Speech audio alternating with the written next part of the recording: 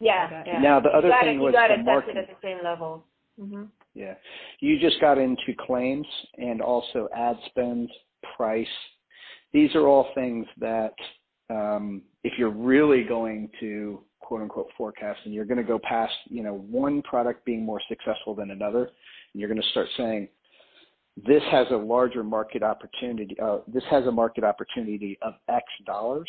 Then you have to start looking at potentially other forms of, like ad dollars, share of voice, price relative to competition. Those things if you're going to do the full forecasting, then you got to start getting into that stuff. Yeah. I think for our discussion, we're not talking about that. We're talking more about, how to inform R&D. Sure.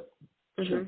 What you get in the R&D aspect of what we're talking about is things that are better than other things. Mm-hmm. Right? You get this trumps that.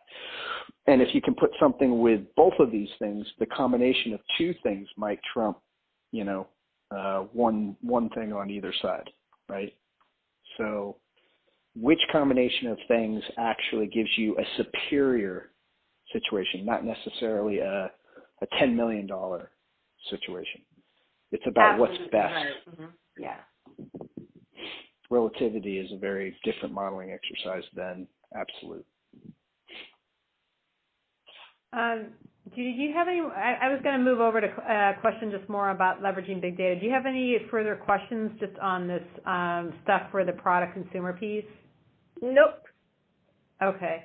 So kind of a separate question is around, given all of the big data, all the data that's out there and the changes in capability to access that, what do you think are some of the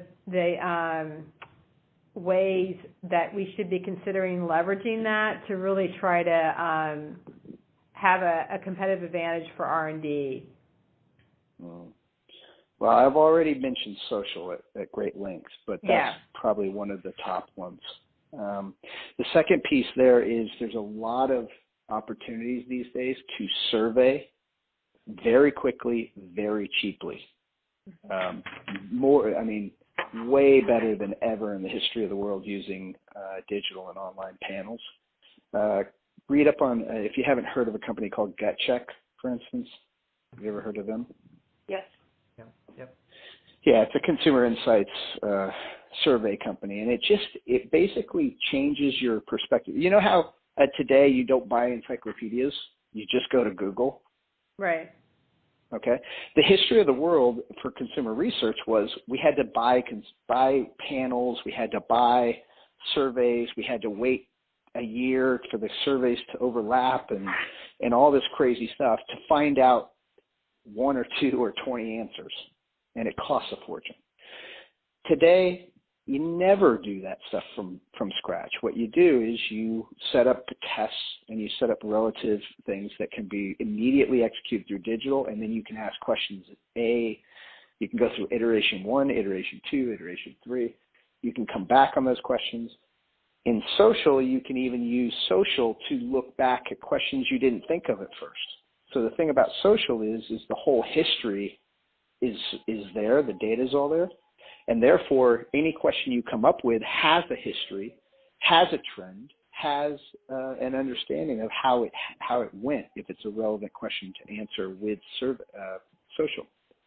So social and digital survey are two what I would call modern data sources that people are not using to their fullest effect yet. Sorry, can you hear that sound in the background? No, we're okay. That's good. All right, very good. Those are the two big ones. Now, the other thing is just speed of data. The ability to get a data source and have it automatically fed into your ecosystem for a modeling exercise. Once upon a time, all modeling was done on 3 to 6 month windows because the data, and it didn't matter because the data came in at those speeds.